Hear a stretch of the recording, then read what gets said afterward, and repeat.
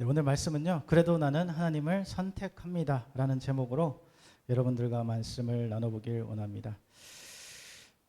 옛날에 이런 얘기가 있었어요. 한 아버지가 결혼할 나이가 된 딸이 있었어요. 아주 나이가 많았어요.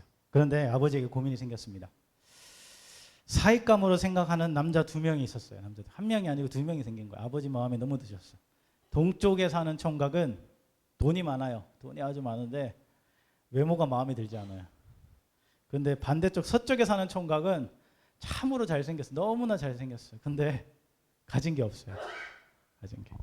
아버지가 고민하다가 딸에게 말합니다. 얘야, 한 사람은 부자인데 얼굴이 별로고 한 사람은 잘생겼는데 가난해. 넌 어떻게 할래? 그랬더니 딸이 아주 간단하게 대답합니다. 아이 뭐 그렇게 고민하세요.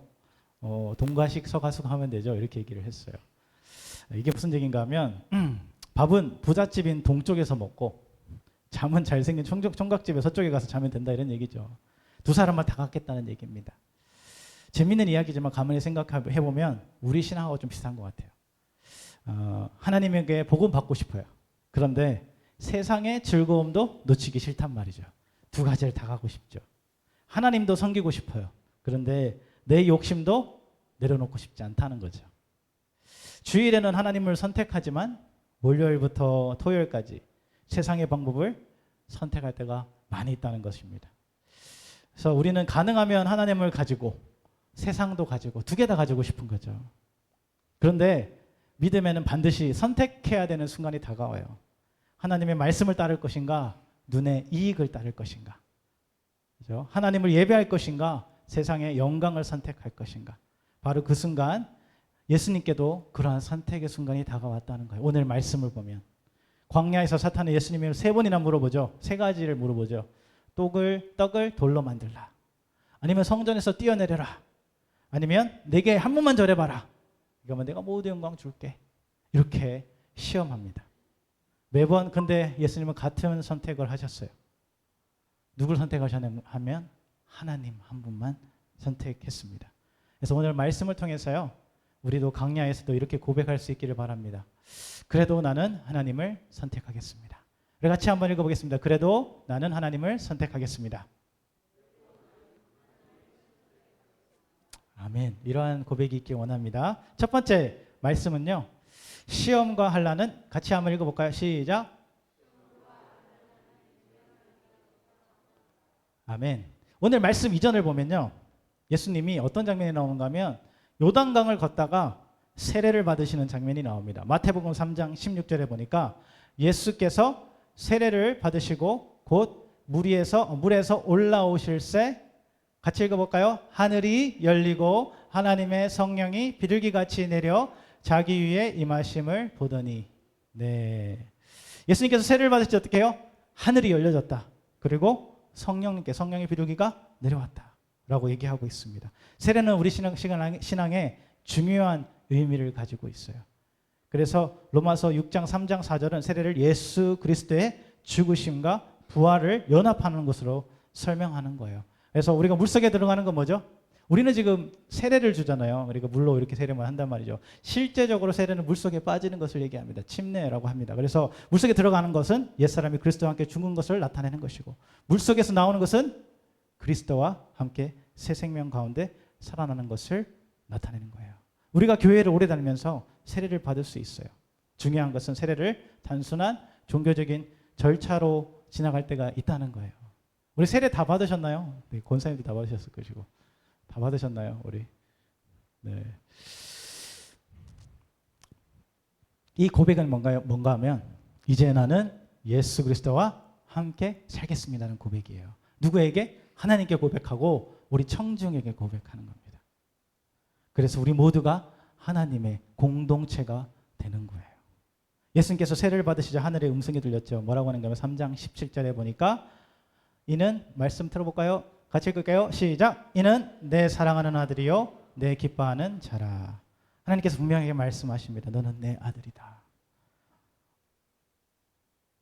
자, 이 말씀을 들었다면 어떤 생각하는가요? 우리 그렇다면 하나님의 앞길에는 축복과 형통만 있어야 하는 것처럼 보이죠. 근데 바로 이 말씀 다음에 4장 1절 오늘 본문 말씀이에요. 그때 예수께서 성령에 이끌려 어디로 가는가 하면 마귀에게 시험받으러 광야로 가사라고 얘기하고 있단 말이죠. 이렇게 시작합니다.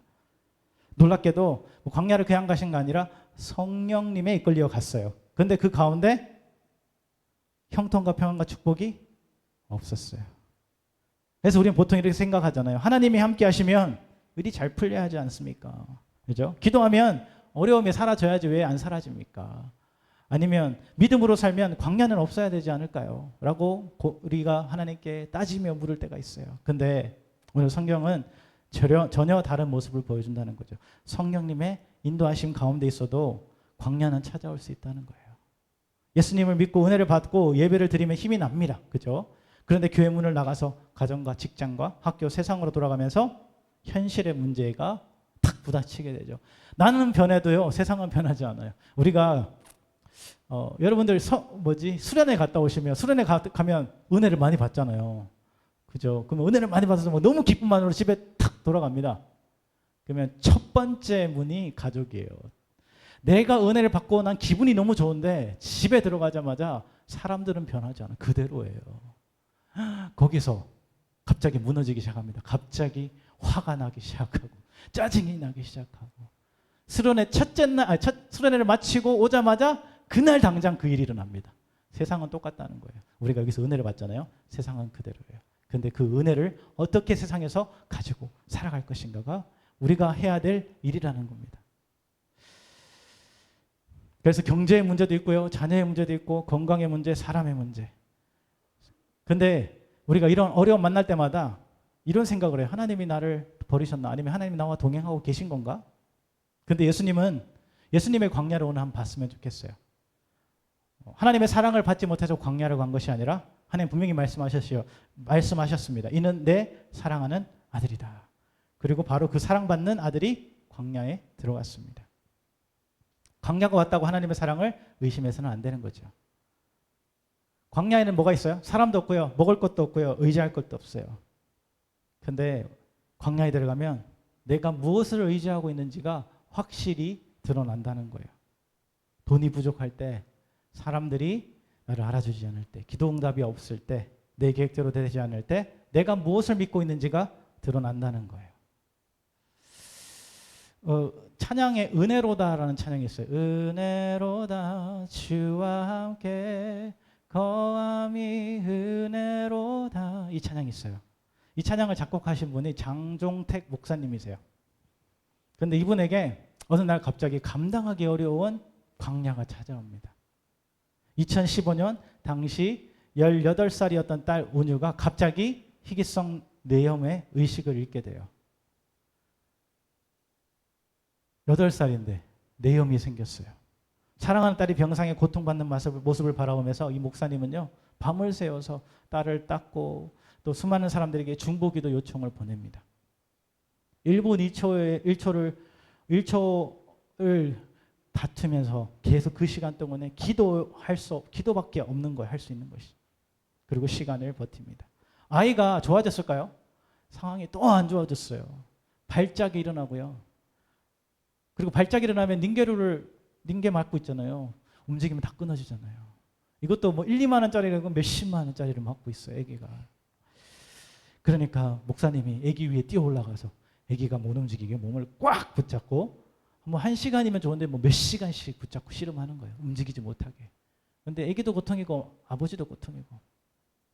네, 사람의 눈으로 보기에는 희망이 보이지 않는 시간이에요.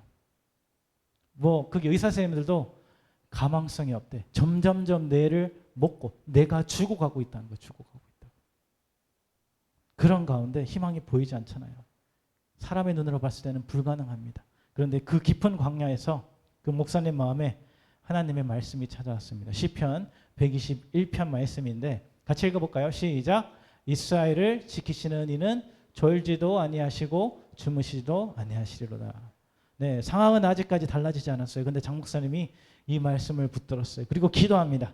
하나님께서 우리 딸을 보고 계신다. 하나님께서 우리 가족을 버리지 않으셨다. 그리고 그 딸의 고통을 바라보면서 오히려 독생자 예수 그리스도를 십자가에 내어주신 하나님 아버지의 마음을 더욱더 깊이 깨닫게 되었다는 간증을 하는 것을 들었습니다. 그리고 약 2달 후에 온유가 극적으로 의식이 회복되기 시작합니다. 그리고 의식이 회복되자마자 그 영상을 봤는데 깨자마자 막 울면서 하나님 막 찾고 있어요, 애기가. 그리고 자기 두 발로 병실을 걸어 나옵니다. 그날 깨어난 날 내가 손상이 입었는데 그럴 수 있을까요? 불가능합니다. 그죠? 근데 하나님이 하셨다는 거예요. 많은 수많은 중보자들이 기도를 통해서 함께 기도하고 동력함으로 기적이 일어난 거예요. 그래서 의사 선생님과 간호사님들이 어땠겠어요? 그 아이가 죽을 것이라고 생각했잖아요. 반신불구가 될 거라고 생각했단 말이죠. 근데 그 아이가 살아오는 역사를 모두가 바라보게 되었다는 거예요. 인터넷 한번 찾아보시면 나옵니다. 한번 보시기 바랍니다. 사랑하는 여러분, 광야를 이긴다는 것은 광야가 즉시 사라지는 것이 아니에요. 아무것도 보이지 않을 때도 하나님을 붙드는 것이 광야의 믿음입니다. 그래서 우리는 이렇게 기도하길 원합니다. 하나님, 이 문제가 아직 사라지지 않아도 주님이 나와 함께 하심을 믿게 하시옵소서. 광야보다 하나님을 바라보게 하시옵소서. 라고 기도하길 원합니다. 광야에서 우리가 보여야 할 것은 광야가 아닙니다. 광야가 보면 희망이 보이지 않아요. 그러나 그 광야 가운데서 함께 하시는 하나님을 바라보시길 바랍니다. 그렇다면 우리가 그 어려운 시험도 이겨나갈 수 있을 줄 믿습니다. 그리고 우리 두 번째는요. 같이 읽겠습니다. 시작. 오직 하나님의 말씀으로 살아가야 합니다.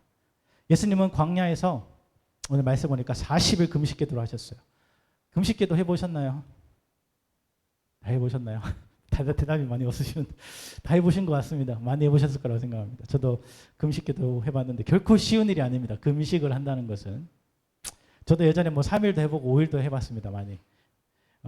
금식 해보신 분들은 알 거예요. 첫째 날은 어떻게 지나갑니다. 어떻게 버틸 수 있어요.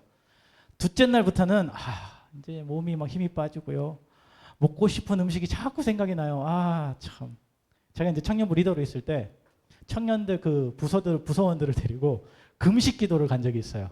남들은 재밌는 물수영장 갈 때 우리는 금식해야 된다, 기도해야 된다. 그래서 이 청년들은 그렇게 하니까 또 청년들이 가자고 하니까 가더라고요. 안 따라올 줄 알았어. 저만 갈 줄 알았어. 근데 다 따라오더라고요. 그래서 같이 갔어요. 그래서 금식을 하는데요. 음식이 얼마나 생각나든지요. 그래서 한 청년이 와서 얘기합니다. 둘째 날 되니까 저기 형, 저 떡볶이가 먹고 싶어요. 짜장면이 먹고 싶어요. 피자가 먹고 싶어요. 옆에 이제 다른 애 그 애 듣더니 난 애슐레 연우 훈제 연어가 먹고 싶어 막 이러는 거 그때. 그래서 근데 그 말을 들으니까 나도 먹고 싶잖아. 같이 먹고 싶어, 같이. 그죠? 그러니까 그 말을 하고 나니까 이제 한 청년이 이제 가가지고 구석에 가가지고 금식을 끝나면 먹을 음식 리스트를 적기 시작하는 거예요. 네. 먹지 않으니까 뭐 생각나요? 온통 먹는 생각밖에 안 나요. 그런데 예수님께서는 40일 동안 금식하셨다는 거예요. 죽음을 무릅쓰고, 그죠? 까딱하면 죽어요. 얼마나 배고프셨겠습니까? 그때 마귀가 찾아오죠. 4장 3절. 네가 만일 하나님의 아들이거든 명하여 이 돌로 떡덩이가 되게 하라. 예수님이 떡을 만드실 수 있는 능력이 하나님의 아들이십니다. 근데 자신의 욕망을 채우기 위해서 하나님의 능력을 사용하지 않으셨다는 거예요. 예수님이 광야에 계신 목적은요. 자기 배를 채우려고 있는 것이 아니라 하나님의 뜻에 순종하기, 하나님의 뜻을 이루기 위해 있다는 거예요. 예수님의 40일 광야 생활이 구약 성경에 보면 이스라엘의 백성들이 40일 광야 생활을 떠올리게 합니다. 이스라엘 백성들 어떻게 했죠? 애굽에 종살이 하다가 하나님의 은혜로 해방에 대해서 구원받았어요. 그래서 출애굽했죠. 근데 믿음이 좋아서 구원받은 것이 아니에요. 하나님이 그들을 선택하고 불러주셨기 때문에 애굽에서 탈출할 수 있었어요. 그리고 홍해를 건너고 이제 가나안 땅으로 가면 돼요. 근데 광야로 들어가자마자 뭘 불평하죠? 먹을 것부터 불평합니다. 광야를 떠나기 전에 바리바리 먹을 걸 쌌어요. 한참 한 일주일 지나고 2주일 지나니까요. 그 먹을 것이 금방 다 떨어져요. 그죠? 뭐 남아 있습니까? 그게 그죠? 광야에 뭐 풀이 납니까? 뭐가 납니까? 동물이 있습니까? 잡아 먹을 것도 없어요. 그죠? 먹을 것이 없으니까 불평하기 시작합니다. 광야에 또 뭐가 없어요? 물이 없잖아요. 물이 없으니까 물 달라고 또 불평합니다. 네가 모세 보고 야, 너 우리 지금 데리고 와가지고 목말라 죽이게 만들려고 했냐고. 먹을 것 없는데 어떻게 하겠냐고. 하나님을 원망합니다. 그때 하나님께서 뭐 주죠? 만나와 메추라기. 가는 곳곳마다 우물에서 물이 나게 하십니다. 그죠? 반석에서 물이 나게 하십니다. 이스라엘 백성들은요. 하나님을 믿지 못했어요. 광야 속에서도. 그리고 시내산에 모세가 하나님 말씀을 듣고 십계명을 받으러 올라갔어요. 그동안에 하루 이틀이 아니고 한 30일 뭐 이렇게 시간이 지나니까 야 모세가 죽었나 보다. 그때부터 뭐 하는가요? 금송아지를 만들기 시작. 모든 금 다 모아. 야 니네들 가진 금 좀 가져와봐. 금송아지를 만들. 그리고 그것을 자기들이 지칭 하나님이라고 합니다. 금송아지를 하나님이라고 섬겨요. 그때 하나님이 화가 나셨죠. 네, 이스라엘 백성들은요 광야의 시험 앞에서 계속 실패하고 또 실패했어요. 근데 오늘 예수님은요 배고픔 앞에서 하나님을 붙드시기 시작합니다. 이스라엘은 하나님을 시험했지만요 하나님은 오늘 예수님은 하나님을 신뢰하는 장면이 나옵니다. 그리고 마귀에게 말씀하시죠. 같이 한번 읽을까요? 시작. 사람이 떡으로만 살 것이 아니요 하나님의 입으로부터 나오는 모든 말씀으로 살 것이라. 네, 우리에게도 떡은 필요합니다. 그죠? 먹을 게 필요하죠. 안 먹을 수 없죠. 그죠? 돈도 필요합니다. 돈 없으면 살 수 없잖아요. 그죠? 집도 필요하고요. 건강도 필요합니다. 근데 그것이 우리의 삶의 전부가 아니라는 것을 오늘 성경에서 얘기해 주고 있는 거예요. 오히려 더 위험한 것은요. 배고픈 것이 아니에요. 배고프면 돼요. 근데 배고픔 때문에 하나님을 저버리고 배고픔을 채우며 살아가려고 하는 것이 문제라는 것을 성경에서 얘기해 주고 있는 거예요. 경제적으로 어려우니까요. 하나님을 포기하고 계속 일만 합니다. 성공하고 싶으니까 편법을 사용합니다. 사탄은 끊임없이 말하죠. 야, 먹고 살아야지. 돈 없는데 어떻게 살겠어. 야, 이번 한 번은 괜찮아. 그냥 한 번 빠져도 돼. 이거 한 번 버벅여도 뭐 문제 있겠어. 근데 예수님은 말씀하시죠. 사람은 떡으로만 살 것이 아니라 하나님의 말씀으로 살아간다. 우리 사랑하는 성도 여러분, 광야는요. 혼자 지나가는 것이 아니에요. 하나님이 함께 동행하고 있습니다. 구약 성경에서 함께 동행하셨어요. 불과 구름기둥으로 어디를 가든지 기억했으면 좋겠어요. 하나님이 우리와 함께 하신다. 옆 사람에게 고백합시다. 하나님이 당신과 함께 하십니다. 아멘. 네. 지금도 함께 하십니다. 기억해야 되면 좋겠습니다. 우리가 시험에 찾아올 때요. 하나님의 말씀을 온전히 붙들길 원합니다. 눈에 보이는 것만 따라가는 삶이 아니라 살아계신 하나님의 말씀으로 채워지는 축복된 삶이 되길 간절히 축원합니다. 우리 세 번째 말씀은요. 같이 읽겠습니다. 시작. 하나님을 온전히 믿고 신뢰해야 합니다. 자, 첫 번째 시험이 끝나자 마귀는 어디로 데리고 가는 예수님을 성전 꼭대기로 데리고 올라갑니다. 저기 높은 데로. 그리고 마태복음 4장 6절 말합니다. 같이 한번 읽어볼까요? 시작. 내가 만일 하나님의 아들이어든 뛰어내리라. 기록되었을 때 그가 너를 위하여 그의 사자들을 명하리니 그들이 손으로 너를 받들어 발이 돌에 부딪히지 않게 하리로다. 마귀는 여기서 뭐라고 하죠? 네가 만일 하나님의 아들이어든. 계속 반복하면서 네가 하나님의 아들이면 이것 좀 해봐. 왜요? 예수님의 배고픔을 공격하는 것이 아니라 하나님과 예수님의 아버지와 아들의 관계를 흔들려고 한 거예요. 좀 전에 하나님께서는 예수님께 말씀하셨어요. 사랑하는 내 아들이다. 그런데 사탄은 뭐라 그래요? 네가 진짜 하나님의 사랑하는 아들이냐? 라고 물어보는 거예요. 정말 하나님이 너를 사랑하신다면 뛰어내려 보라고. 정말 하나님이 너의 아버지라면 증명해봐. 이것을 지금 사탄이 얘기하는 거예요. 우리에게도 그럴 때가 있어요. 네가 진짜 하나님의 아들이면 하나님이 살아계신 걸 증명해봐 할 때가 있다는 거예요. 그런데 이번에도 마귀는 뭘 사용하는가 하면 성경 말씀을 사용해요. 시편 91편. 성경 구절을 사용한다고 해서 언제나 하나님의 뜻이 아닌 거라는 것을 기억했으면 좋겠어요. 마귀도 사탄도 성경 구절을 사용해서 여러분의 마음을 홀릴 수 있다는 거예요. 달콤한 말로.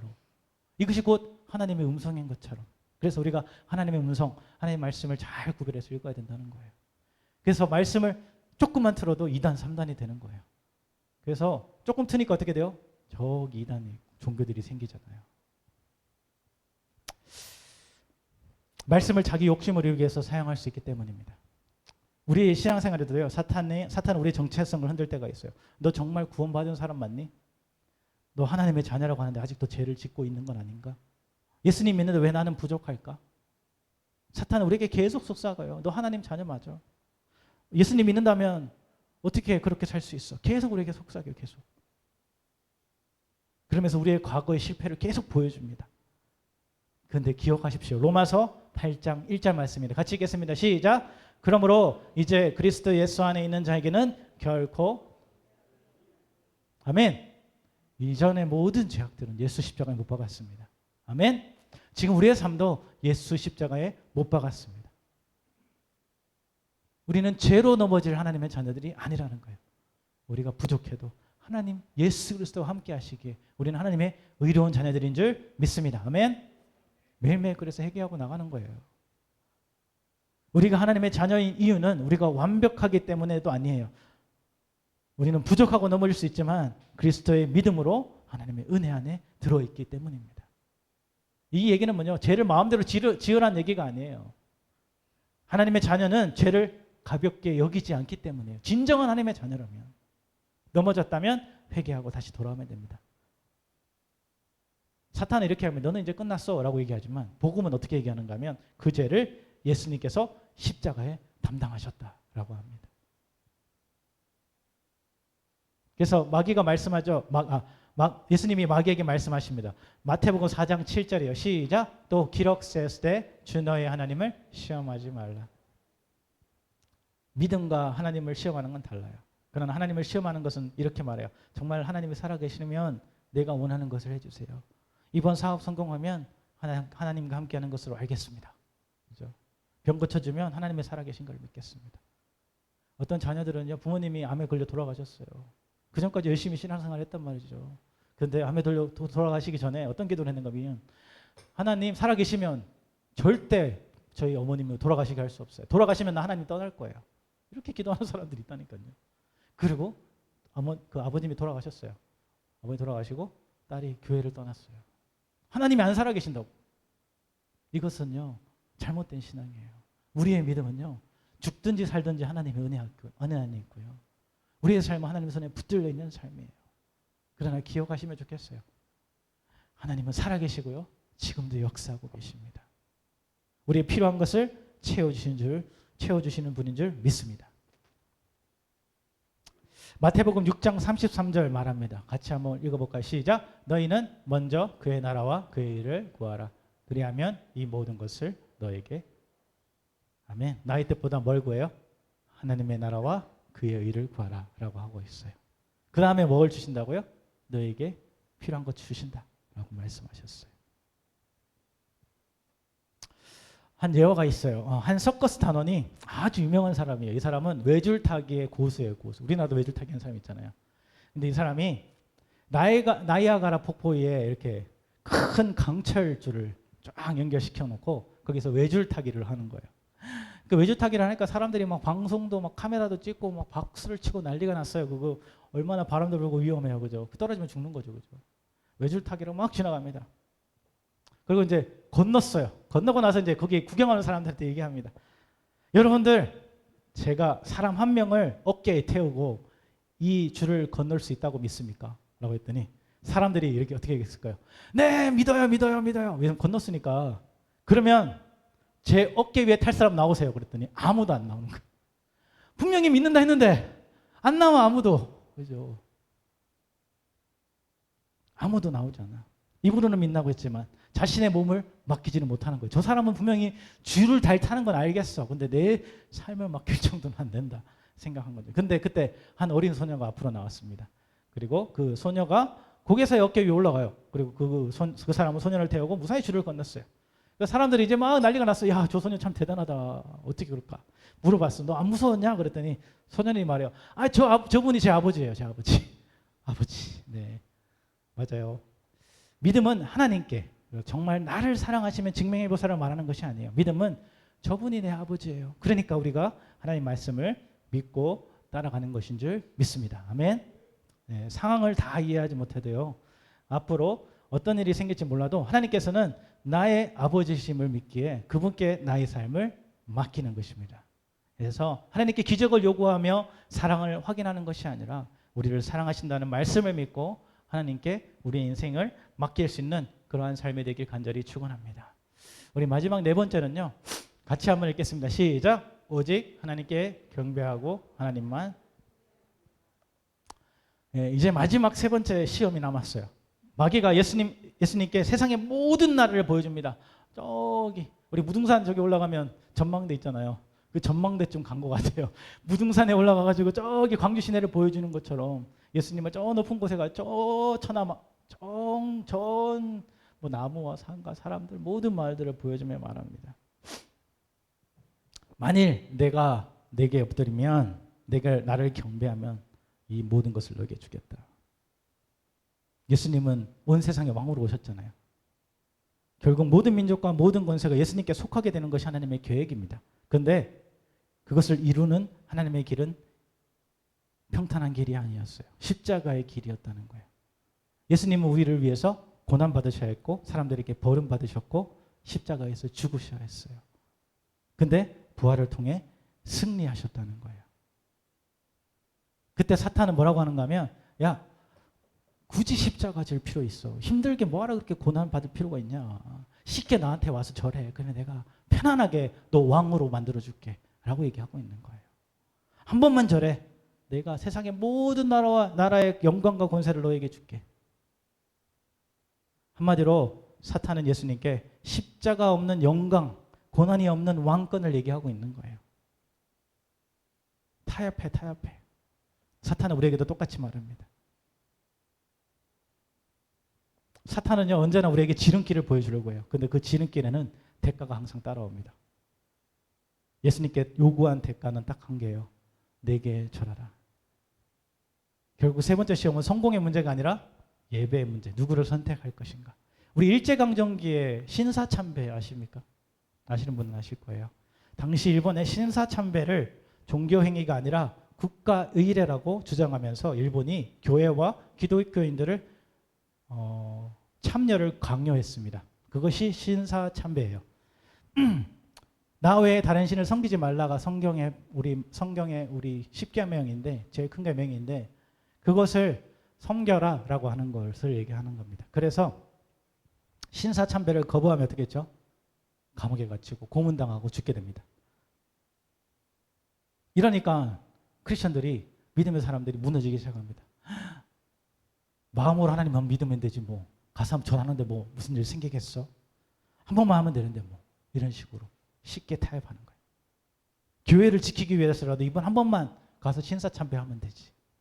그것이 큰 문제가 되었어요. 많은 기독교인들이 가서 신사참배하고요. 고통을 참지 못하는 그것을 두려워하는 자들은 우상 앞에 절하기 시작했습니다. 그때 주기철 목사님이라는 분이 계셨어요. 신사참배를 국가의식으로 보지 않았어요. 하나님 외에 다른 사람에게 우상에게 숭배하는 문제로 보았단 말이죠. 그 목사님에게도 한 번만 절하면 조금 편하게 살 수 있는 길이 있었어요. 편하잖아요. 근데 하지 않으셨어요. 단 한 번의 머리를 숙이지 않으셨어요. 누구를 예배할 것인가가 문제였죠. 사탄도 예수님께 똑같이 말했습니다. 한 번만 내게 절하라. 그런데 예수님이 단호하게 말하죠. 4장 10절 한번 읽어보겠습니다. 시작. 사탄아 물러가라. 주 너희 하나님께 경배하고 다만 그를 섬기라. 아멘.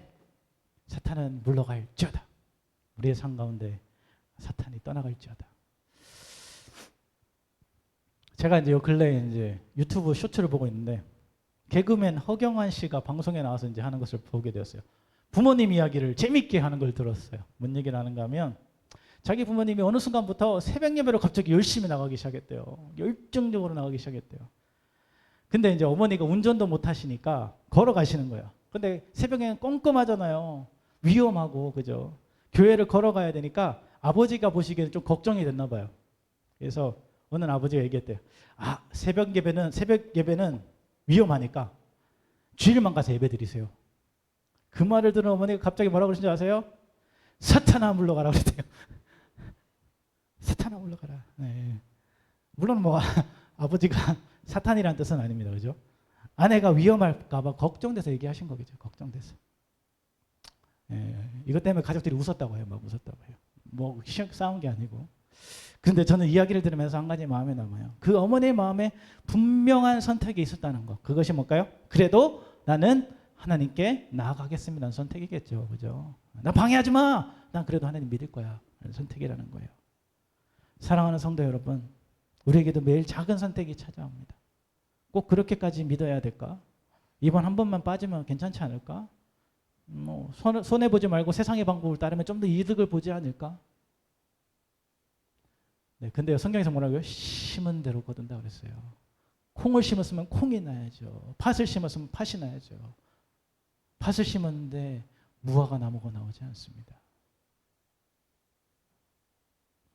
그때 우리는 무엇을 선택하시겠습니까? 예수님은 세상의 모든 영광을 보여주어도 하나님을 선택했습니다. 조금 손해보더라도 하나님을 선택하고 조금 불편하더라도 말씀을 선택했어요. 세상의 다른 것을 보여주라도 하나님께 예배하는 길을 선택했다는 것을 말하고 있습니다.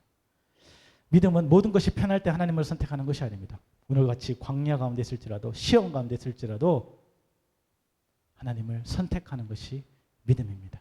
이러한 믿음이 여러분들에도 있길 간절히 축원합니다. 말씀을 정리합니다. 오늘 예수님께서 세 가지 시험이 찾아오셨어요. 첫 번째는 배고프지 또 돌로 떡을 만들어서 먹어라 라고 했고요. 두 번째는 그리고 예수님 대답하죠. 사람이 떡으로만 살 것이 아니라 하나님 말씀으로 살아라. 그리고 두 번째 시험은 정말 네가 하나님의 아들이라면 뛰어내려봐. 하나님이 지켜주실 거야. 그때 예수님이 뭐라고 그랬죠? 주 너의 하나님을 시험하지 마라. 세 번째 시험은 뭐죠?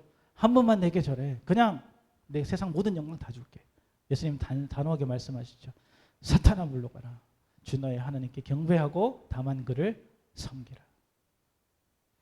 우리의 삶에도 광야가 있습니다. 흔들릴 때도 있고요. 의심할 때도 있어요. 세상과 타협하고 싶을 때가 있어요. 그럴 때마다 우리 예수님을 기억했으면 좋겠습니다. 광야가 왔다고 하나님께서 나를 버리신 것이 아닙니다. 응답이 늦는다고 해서 하나님의 사랑이 사라진 것도 아닙니다. 그럴 때 하나님을 더 붙드시길 바랍니다.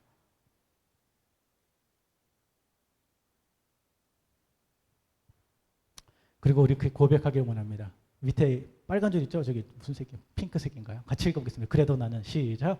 그래도 나는 하나님을 선택하겠습니다.